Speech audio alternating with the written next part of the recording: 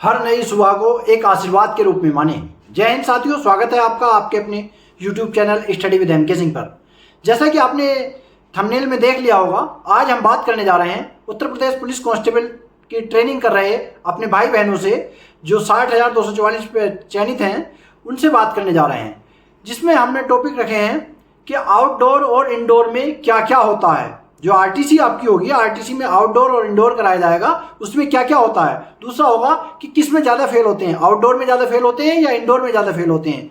Training से डर लग रहा है तो क्या करें, आरटीसी में कितनी दौड़ होती है, असली ट्रेनिंग तो अभी बाकी है। इन टॉपिक पर बात करने जा रहे हैं। यदि आप हमारे चैनल पर नए हैं तो चैनल को सब्सक्राइब कर लीजिए और वीडियो अच्छी लगे, जानकारी अच्छी लगे तो वीडियो को लाइक जरूर कर दीजिए। कमेंट के माध्यम से आप नए वीडियो पर, नए टॉपिक पर वीडियो बनवा सकते हैं। नए टॉपिक पर मैं वीडियो बना दूंगा, आप कमेंट के माध्यम से अपना जवाब रख सकते हैं। मैं प्रत्येक कमेंट का रिप्लाई भी देता हूं। ठीक है, सबसे पहले शुरू करते हैं आउटडोर और इंडोर क्या होता है। देखिए, जैसे आपकी आरटीसी शुरू होगी, अभी ये जेटीसी में है, जेटीसी में अभी कोई ना क्लास लग रही होगी आपकी और ना ज़्यादा अच्छे से ट्रेनिंग हो रही होगी। बस आपको सुबह और शाम ग्राउंड में ले जाया जाएगा, दौड़ लगवा रहे होंगे, पीटी हो रही होगी, फटीग करवाया जा रहा होगा। लेकिन जब आप आरटीसी में चले जाएंगे तो आरटीसी में आपकी दो ट्रेनिंग होगी, दो तरह से ट्रेनिंग होगी, एक आउटडोर और एक इंडोर। आउटडोर जो ग्राउंड में होगी, ग्राउंड में आपकी जो दौड़ होगी, पीटी होगी, रस्सा, बीम, वेपन्स खोलना और बांधना, यानी कि हथियारों को खोलना और बांधना सिखाया जाएगा, फायरिंग करना सिखाया जाएगा। ये आपकी जो ट्रेनिंग है ये आउटडोर में आएगी। सुबह शाम जो आप ट्रेनिंग के लिए 3-3 घंटे ग्राउंड के अंदर जाएंगे। ठीक है, वहीं आपको व्यवहारिक प्रशिक्षण भी दिया जाएगा, योगाभ्यास भी करवाया जाएगा। ये सारी ट्रेनिंग आ गई आपकी आउटडोर के अंदर आ गई। इंडोर की बात करें तो इंडोर आपके क्लासरूम के अंदर होगी। 10:30 बजे से 2:30 बजे तक जो आप क्लास के अंदर बैठेंगे, क्लासरूम के अंदर बैठेंगे, वहाँ आपको इंस्पेक्टर, सब इंस्पेक्टर रैंक के अधिकारी आपको पढ़ाने के लिए आएंगे। आपको क्या क्या पढ़ना होगा, BNS पढ़ना होगा, भारतीय न्याय संहिता, BNSS भारतीय नागरिक सुरक्षा संहिता, BSA भारतीय साक्ष्य अधिनियम, पुलिस अधिनियम और भारतीय संविधान के भी कुछ पार्ट आपको पढ़ाए जाएंगे, जैसे कि मौलिक कर्तव्य, मौलिक अधिकार आदि आपको जो है पढ़ाए जाएंगे। अगर आप SI की तैयारी कर रहे हैं, आप SI की परीक्षा देना चाहते हैं, तो ये जो आपको इंडोर की जो तैयारी करवाई जाएगी ट्रेनिंग में, ये आपको यूपी पुलिस SI की परीक्षा के लिए बहुत ज़्यादा लाभदायक साबित होगी। तो इसलिए इस ट्रेनिंग को आप अच्छे से करें। भाई, इंडोर की जो है परीक्षा आपका एक सब्जेक्ट SI के लिए कवर कर लेगी। अब दूसरे प्रश्न की बात करें कि किस में ज़्यादा फेल होते हैं, आउटडोर में ज़्यादा फेल होते हैं या इंडोर में ज़्यादा फेल होते हैं। तो सबसे पहले तो मैं ये बता दूं, फेल अधिकतर वो लोग होते हैं जो ट्रेनिंग के अंदर एब्सेंट ज़्यादा रहते हैं, किसी वजह से ट्रेनिंग में ज़्यादा लंबे समय तक एब्सेंट हो जाते हैं, तो वो ट्रेनिंग में फेल हो जाते हैं। उन्हें जो है दोबारा से ट्रेनिंग करनी होती है, दोबारा से उन्हें JTC सेंटर भेज दिया था और फिर नए बैच के साथ वो RTC में आते हैं।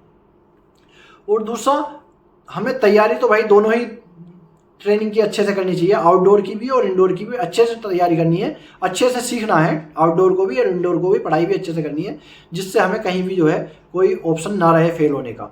वैसे अधिकतर लोग जो पास हो ही जाते हैं जो अच्छे से ट्रेनिंग करते हैं। मैं ये नहीं कह सकता कि आउटडोर में ज़्यादा फेल हो जाते हैं या इंडोर में।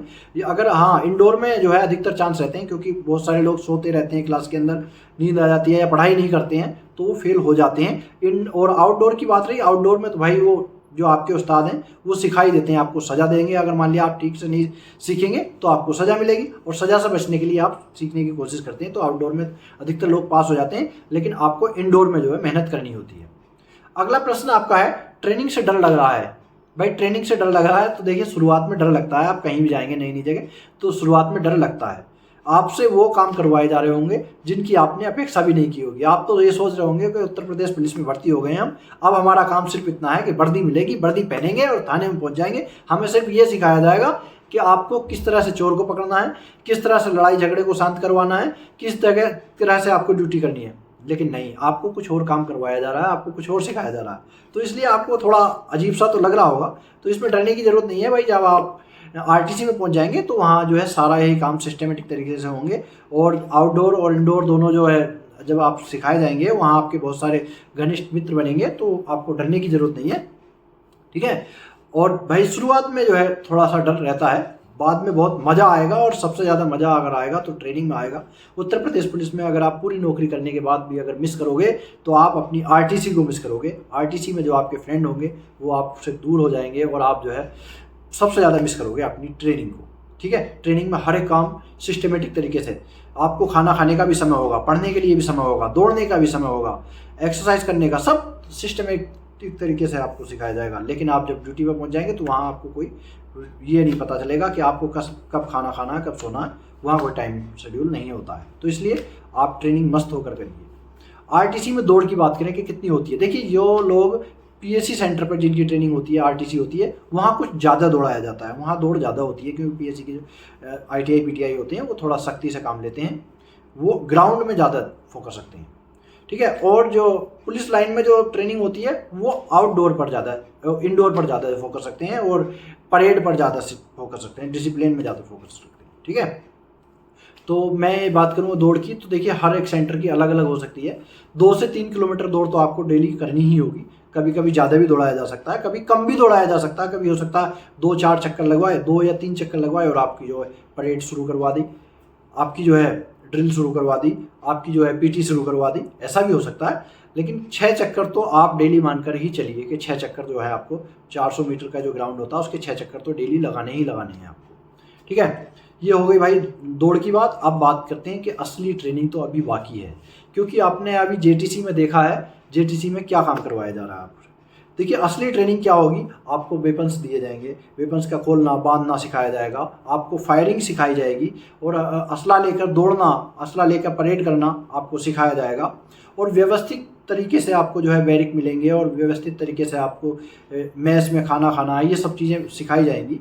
और भाई वहाँ जाने के बाद जो आपकी मित्रता होगी वो बहुत ज़्यादा गहरी हो जाएगी, क्योंकि आप जो चेस्ट नंबर के अनुसार ही आपको बेड होंगे, चेस्ट नंबर के अनुसार ही आपको दौड़ में लगना है, पीटी करनी है, सारे काम, और क्लास में भी चेस्ट नंबर के अनुसार बैठना है।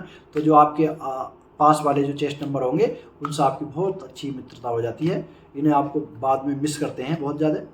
तो बहुत मज़ा आने वाला है ट्रेनिंग में। तो असली ट्रेनिंग जो होगी आपकी आरटीसी होगी, जेटीसी तो बस एक ट्रेनिंग की शुरुआत है, मान लीजिए कि ट्रेनिंग के लिए तैयार किया जा रहा है, इस तरह से मान लीजिए। असली ट्रेनिंग जो होती है वो आरटीसी ही होती है, ठीक है। तो ये जानकारी आपको इस वीडियो के माध्यम से हमें देनी थी। यदि जानकारी अच्छी लगे तो आप चैनल को सब्सक्राइब कर सकते हैं और वीडियो को लाइक कर सकते हैं, कमेंट के माध्यम से बता सकते हैं आप किस और टॉपिक पर वीडियो बनवाना चाहते हैं, मैं उसी टॉपिक पर वीडियो बनवा दूंगा। और आपका यदि कोई क्वेश्चन है तो आप कमेंट के माध्यम से पूछ सकते हैं, मैं प्रत्येक कमेंट का रिप्लाई जरूर देता हूँ।